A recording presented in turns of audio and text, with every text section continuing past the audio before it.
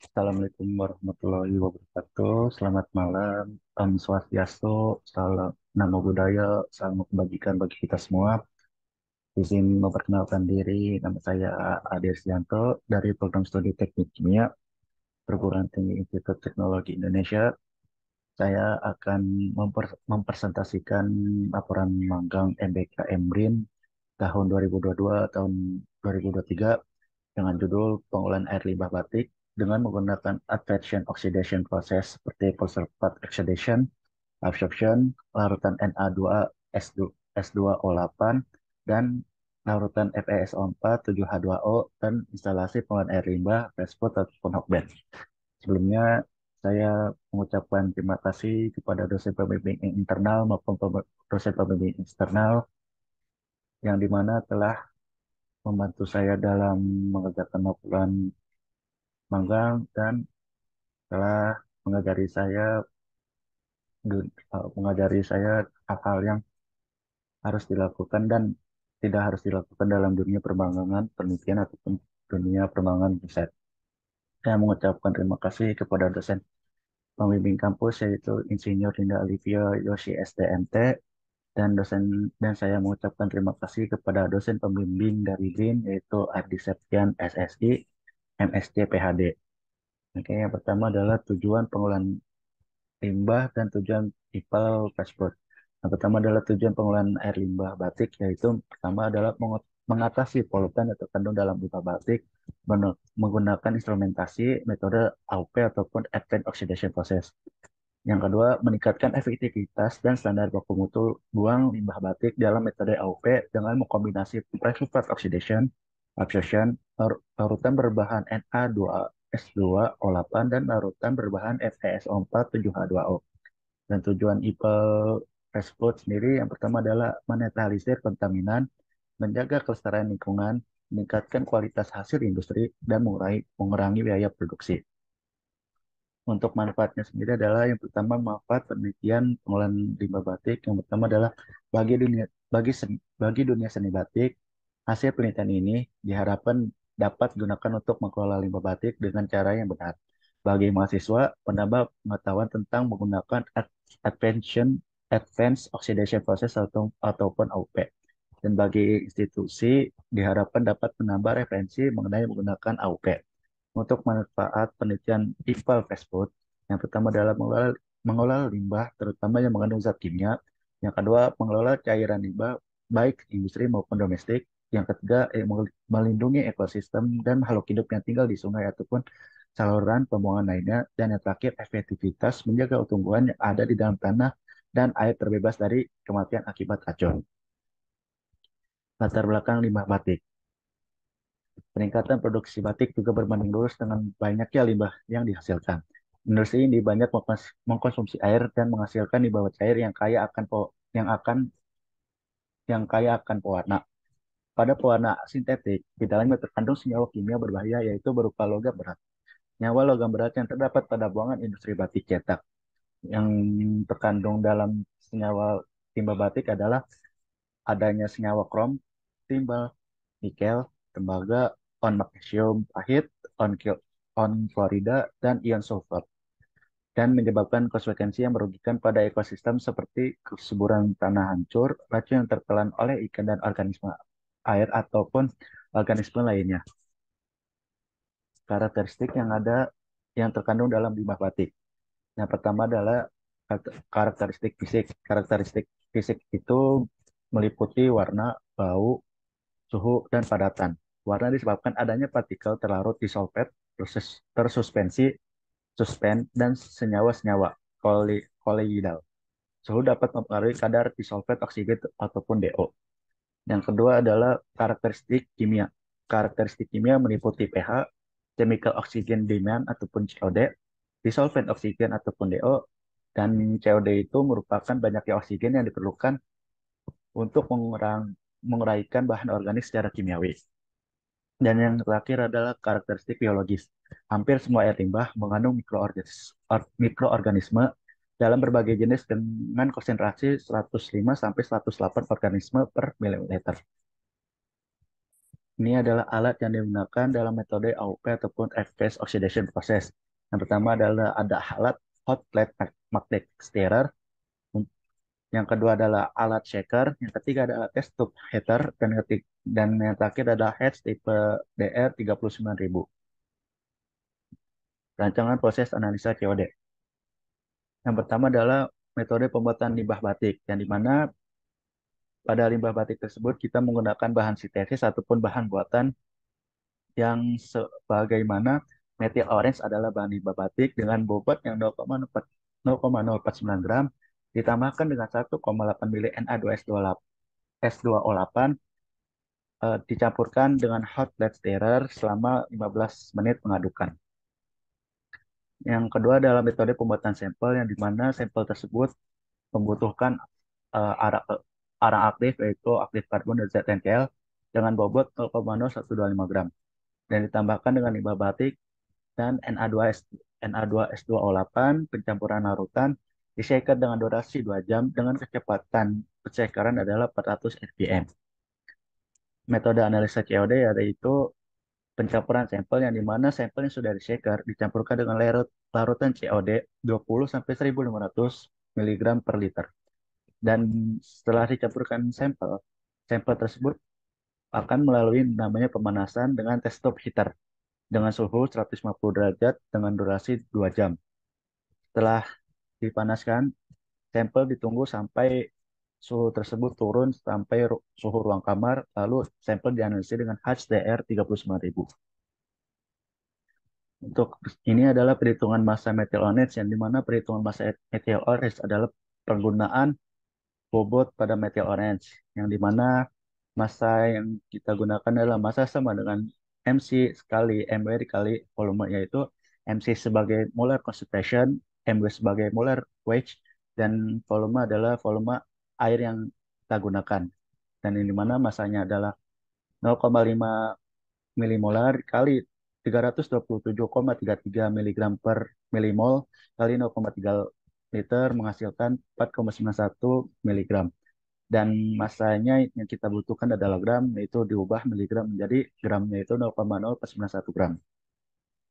Perhitungan volume Na2SO2O8 yang dimana volume ataupun V1-nya adalah 300 ml, molar concentration-nya ataupun M1-nya adalah 6 milimolar, dan molar concentration-nya ataupun M2 1000 milimolar, yang dimana kita membutuhkan volume volume ataupun F2 V2 yaitu sama dengan V1 kali M1 per M2 yang menghasilkan 300 ml kali 6 milimolar kali 100 milimolar menghasilkan 1, mililiter. Dan yang selanjutnya adalah perhitungan massa aktif karbon dan ZNCl. Volume botolnya adalah 50 mililiter diubah ke liter yaitu 0,05 liter. Volume volume dari botolnya adalah 1000 liter ataupun volume dari air yang akan kita pakai adalah 1000 liter. Massa dari bobot dari aktif karbon dan ZNCl adalah 250 miligram. Yang dimana massa sama dengan massa dikali VB per V yang menghasilkan 250 dikali 0,05 liter dibagi 1000 liter yang menghasilkan 12,5 miligram. Miligram diubah menjadi gram per liter yaitu 0,125 gram. Dan gram itu masih bisa kita bagi 10 yaitu 0,125 gram dibagi 10 menghasilkan 0,0125 gram per liter. Perhitungan massa FSO4 7H2O yang dimana kita di sini mencari sebuah bobot massa dari FSO4 7H2O yaitu massa sama dengan MC kali MW kali volume, yaitu MC adalah molar concentration, MW adalah molar weight, dan volumenya yang dibutuhkan adalah 1100 ml ataupun 0,1 liter.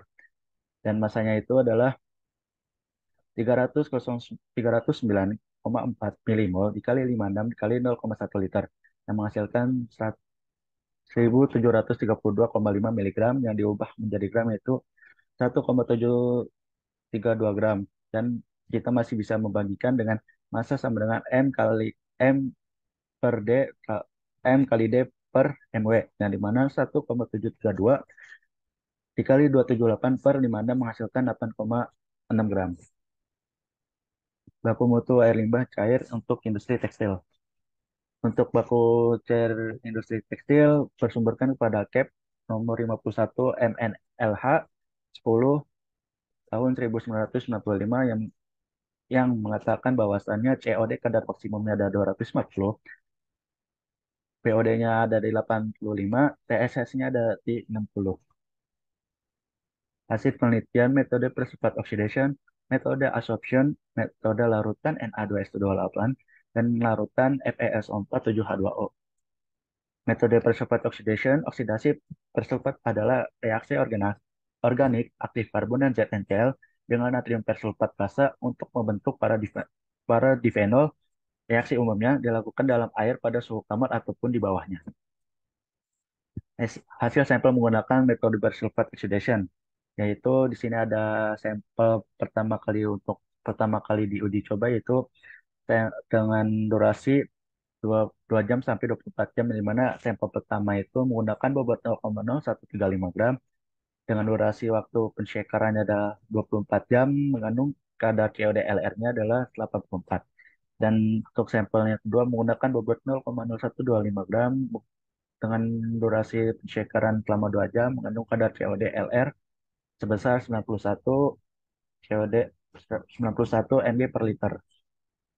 Dan ini adalah hasil dari penelitian dari Persulfat Oxidation menggunakan aktif karbon yang mengatakan bahwasannya 0, kali lipat menggunakan persulfat itu menghasilkan COD lebih baik di durasi 10 menit yang mengandung COD 71. Untuk 5 kali lipat menghasilkan COD lebih baik di 10 menit dan di 1,5 jam yang mengandung CO2 54 miligram per liter dan 56 miligram per liter. Dan untuk 7,5 kali lipat menggunakan persulfat, yaitu menghasilkan COD lebih baik di durasi 1 jam miligram per liter. Dan 10 kali lipat itu menghasilkan COD lebih baik 10 menit dan 2 jam, yang dimana hasil COD-nya adalah 71 miligram per liter dan minus 51 miligram per liter. Dan ini adalah hasil dari persulfat menggunakan ZnCl, yang dimana ZnCl ini menghasilkan COD lebih baik di durasi 10 menit dan 1,5 jam, yang dimana COD menghasilkan COD adalah 63 miligram per liter dan 60 miligram per liter. Dan untuk 5 kali lipat menghasilkan COD lebih baik di 1 jam dengan menghasilkan COD 32 miligram per liter. Untuk 7,5 kali lipat menghasilkan COD paling baik ada di 1 jam dengan menghasilkan COD 248 miligram per liter, dan 10 kali lipat COD menghasilkan kadar COD menghasilkannya ada di durasi 1,5 jam dan 2 jam, yaitu menghasilkan 60 miligram per liter dan minus 51 miligram per liter. Metode absorption. Metode absorpsi dapat menurunkan kadar logam yang terlarut pada limbah cair dengan cara menyerap logam-logam tersebut ke dalam permukaan absorbennya. Beberapa faktor yang dapat mempengaruhi tingkat penyebaran absorpsi antara lain karakteristik absorben, pH larutan, waktu pengadukan, temperatur, serta ukuran absorption. Andreas dan Ali tahun 2004. Ini adalah hasil dari penelitian kadar COD yang dimana kita menggunakan 5 kali lipat, 7,5 kali lipat, dan 10 kali lipat. Di mana 5 kali lipat menghasilkan kadar COD lebih baik di durasi 2 jam menghasilkan kadar COD 117 miligram. Dan untuk yang 7,5 kali lipat menghasilkan kadar COD lebih baik di waktu 20 menit menghasilkan 159 miligram per liter. Dan untuk yang 10 kali lipat itu menghasilkan kadar COD lebih baik di durasi 2 jam dengan menghasilkan kadar COD 124 miligram per liter. Dan ini hasil dari penelitian menggunakan arang aktif ZnCl, yang mana 5 kali lipat menghasilkan kadar COD lebih baik di durasi 2 jam menghasilkan kadar COD 94 miligram per liter, dan untuk yang 7,5 kali lipat menghasilkan kadar COD lebih baik di durasi 10 menit menghasilkan kadar COD 128 miligram per liter, dan 10 kali lipat menghasilkan kadar COD Lebih baik di durasi 2 jam dengan menghasilkan COD-nya itu yaitu 97 miligram per liter. Dan ini adalah metode berbahan larutan Na2S2O8 ataupun sodium persulfat. Di mana metode ini hanya menggunakan larutan Na2S2O8 sebanyak 13, ml sebagai pereaksi. Larutan metil ones dengan bobot 0,0491 ditambah dengan aqua di 600 ml. Dan ini adalah hasil dari sodium persulfat ataupun Na2S2O8 yang mana kadar COD-nya lebih baik di durasi 1 jam dengan menghasilkan kadar COD 318 miligram per liter. Dan yang terakhir adalah metode berbahan larutan FeSO4 7H2O, di mana metode ini hanya menggunakan larutan FeSO4 7H2O tanpa menggunakan aktif karbon maupun ZNCl. Ini adalah hasil dari larutan FeSO4 7H2O, yang di mana mengandung kadar COD lebih baik di durasi 10 menit 223 miligram per liter. Latar belakang limbah fast food ataupun hokben. Makanan restoran fast food ditawarkan dengan harga yang terjangkau dengan kantong mereka. Servisnya cepat dan jenis makanannya memenuhi selera. Makanan cepat saji umumnya mengandung kalori, kadar lemak, gula, dan sodium ataupun Na. PT Boga Inti, PT Boga Inti ataupun restoran band utamanya berada di Kebun Kacang. Peningkatan pada produksi juga meningkatkan pada produksi limbah yang dihasilkan. Industri makanan cepat saji juga memiliki berbagai dampak negatif terhadap lingkungan cair yang dihasilkan. Namun sebenarnya limbah makanan fast food, limbah makanan food wastage ataupun dikategorikan menjadi dua macam, yaitu adalah food loss dan food waste. Berdasarkan peraturan pemerintah nomor 18 tahun 1999 GO-PP nomor 85 tahun 1999, limbah didefinisikan sebagai sisa ataupun buangan dari suatu usaha ataupun kegiatan manusia. Komposisi apa saja yang terkandung dalam limbah fast food?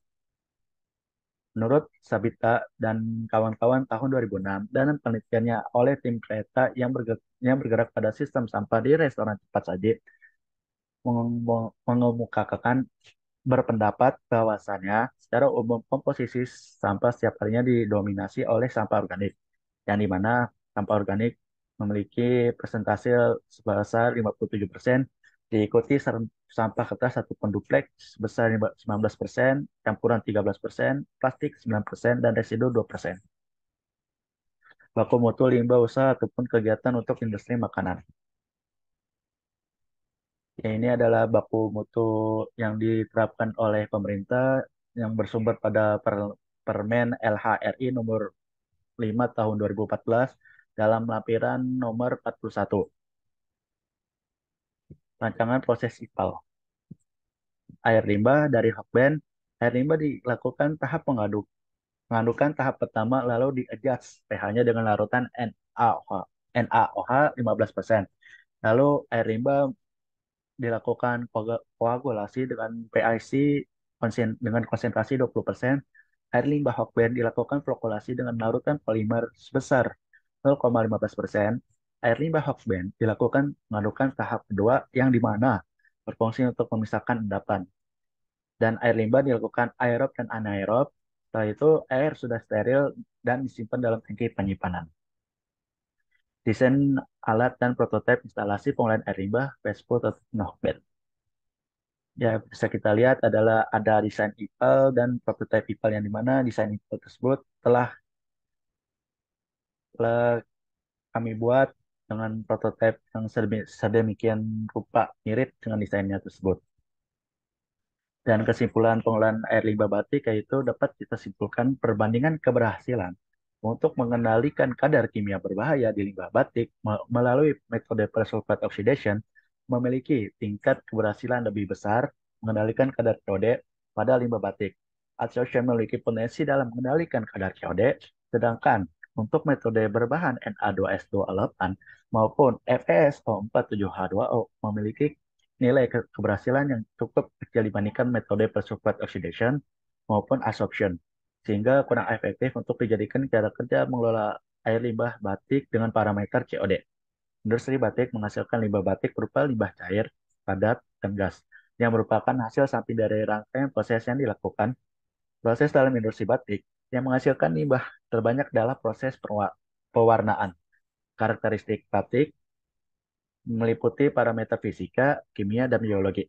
Upaya pengelolaan limbah cair industri batik masih terus dikembangkan dewasa ini guna menutupi kekurangan metode yang telah ada, seperti persulfat oksidasi, adsorption, dan sebagainya. Kesimpulan pengelolaan air limbah fast food. Limbah industri adalah semua jenis bahan sisa atau buangan yang berasal dari proses industri. Limbah industri dapat menjadi pencemaran air sungai yang sangat berbahaya bagi lingkungan hidup, khususnya untuk perairan. Sebelum dibuang ke lingkungan, air limbah harus diolah supaya tidak mengganggu ataupun merusak ekosistem lingkungan. Pengolahan air limbah dengan menggunakan bakteri sebagai proses pengelolaan limbah merupakan salah satu metode yang bagus.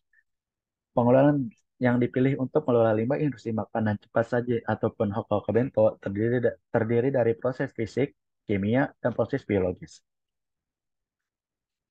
Sekian dari saya untuk presentasinya, kurang lebihnya mohon maaf bila ada kata yang kurang berkenan. Billahi taufik walhidayah. Wassalamualaikum warahmatullahi wabarakatuh.